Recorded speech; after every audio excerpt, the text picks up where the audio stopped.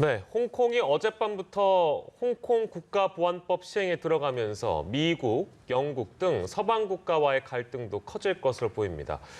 한편 미국 백악관 국가안보회의는 중국의 일국양제 원칙 포기를 비판하면서 강력한 대응 조치를 경고했고 중국은 이와 관련해서 내정 간섭이라고 반발했습니다. 네, 밤사이 들어온 글로벌 뉴스 김지수 기자와 살펴보겠습니다. 어서 오세요. 안녕하십니까. 네, 미국의 강력한 경고에도 불구하고 결국에는 중국이 국가보안법 이걸 통과를 시켰습니다.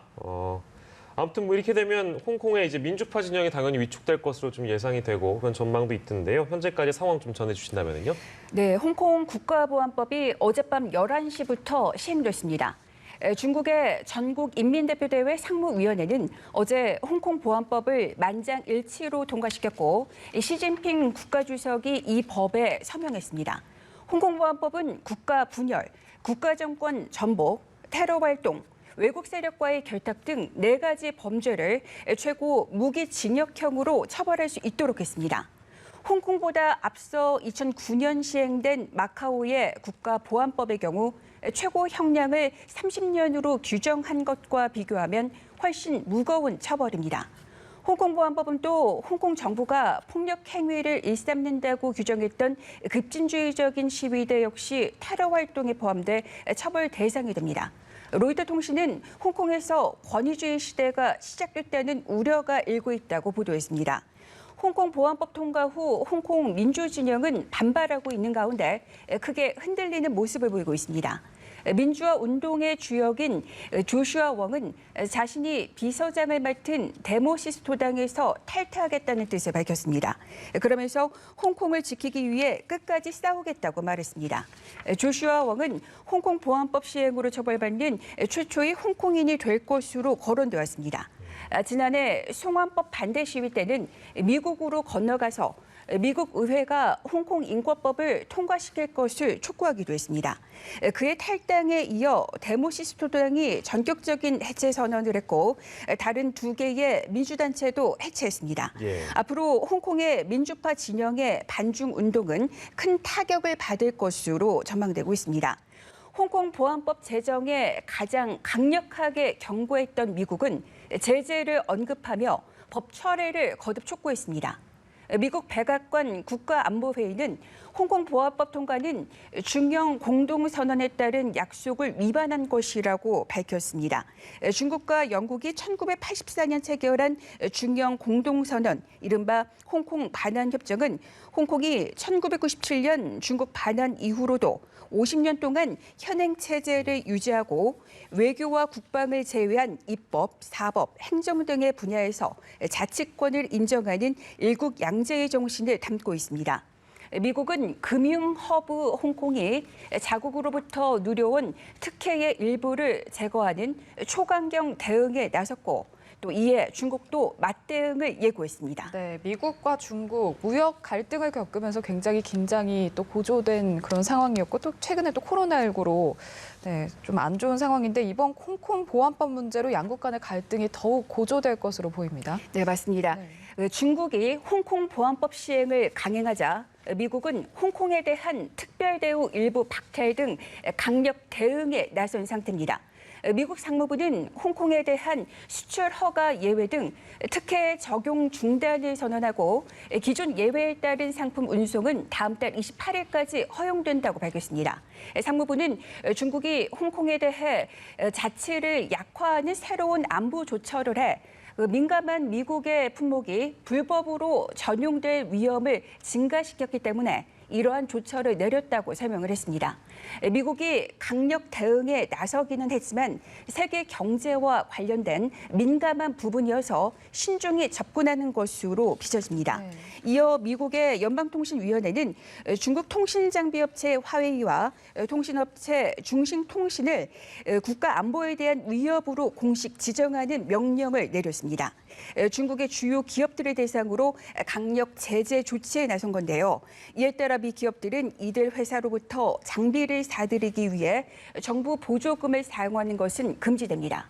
이번 조치는 많은 소규모 통신업체들이 연방정부가 지원하는 보조금을 화웨이나 중신통신의 신규 장비 구매나 기존 장비 유지에는 더는 사용할 수 없다는 것을 의미합니다. 예, 홍콩인들의 인권을 우려하는 서방 국가들의 반발도 크다면서요? 어떤 움직임이 있습니까? 네, 영국, 호주, 캐나다, 뉴질랜드를 비롯한 20여 개 서방 국가가 홍콩 보안법 폐지를 촉구했습니다. 줄리안 브레이스웨이트 주 제네바 영국 대표부 대사는 유엔 인권이사회에서 홍콩 보안법이 일국 양제를 훼손하고 인권에 분명한 영향을 미친다며 우려를 제기했습니다. 그리고 유럽연합 EU도 국제적 협력국들과 대응 조치에 대해 논의할 것이라고 밝혔습니다. 앞서 EU는 중국이 홍콩 보안법을 강행한다면 매우 부정적인 결과를 감수해야 할 것이라고 경고한 바 있습니다. 최근 유럽의회는 홍콩 보안법이 적용될 경우 EU와 회원국들이 유엔 최고법정인 국제사법재판소에 제소하고 제재를 가하는 방안을 고려할 것을 촉구했습니다. 알겠습니다. 코로나19 상황을 살펴볼까요? 세계 곳곳에서 재확산 조짐이 일고 있는데요. 현재 발생 상황은 어떻습니까? 네, 실시간 통계 사이트 월드오미터에 따르면 우리 시간 7시 기준으로 전 세계 확진자는 1,055만 명을 뛰어넘었고 사망자는 51만 2천 명을 넘어섰습니다. 확진자가 가장 많이 나온 미국의 경우 누적 확진자는 271만여 명입니다. 미국에서 최근 하루에 4만여 명의 신규 확진자가 나오고 있는데요. 하루에 10만 명까지 치솟을 수 있다는 전망이 나왔습니다. 미국에서 코로나19 대응을 이끌고 있는 앤서니 파우치 박사는 미국의 하루 신규 코로나19 환자가 10만 명까지 치솟을 수 있다고 경고했습니다. 지금까지 미국에서 하루 신규 확진자가 가장 많이 나온 때는 지난달 26일로 4만 5,300명이었습니다. 이는 또 미국에서 정점이었던 4월의 일일 최대 확진자보다 10,000명 가까이 많은 수치였습니다. 네. 그런데 이런 상황에서 파우치 박사는 가장 많았던 때에 2배가 넘는 신규 확진자가 나올 수 있다고 전망한 겁니다. 예. 아무튼 걱정이 됩니다. 상황이 이렇다 보니까 미국에서 경제활동 재개를 한 곳도 있는데 이게 코로나19 발생이 또 크게 늘면서 경제활동 재개를 중단하는 곳도 있다면서요? 네, 미국에서 경제활동 재개를 중단한 곳이 16개 주로 늘었습니다. 예.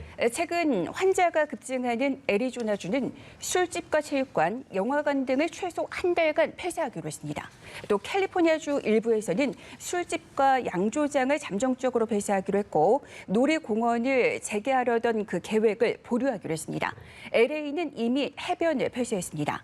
아직 신규 확진자 증가세가 나타나지 않은 뉴저지주도 식당 안에서 식사를 허용하려던 계획을 무기한 늦추기로 했습니다. 그리고 미국 영화관의 재개장 일정이 또다시 연기됐습니다. 대형 극장 체인인 AMC와 리갈 시네마크는 영화관의 재개장 날짜를 이달 말까지 늦추기로 했습니다. 계속되는 경기 침체로 국제 금값은 온스당 1,800달러를 돌파했습니다. 2011년 이후 최고 수준이자 4년 만에 분기 기준으로 최고의 상승폭을 나타냈습니다.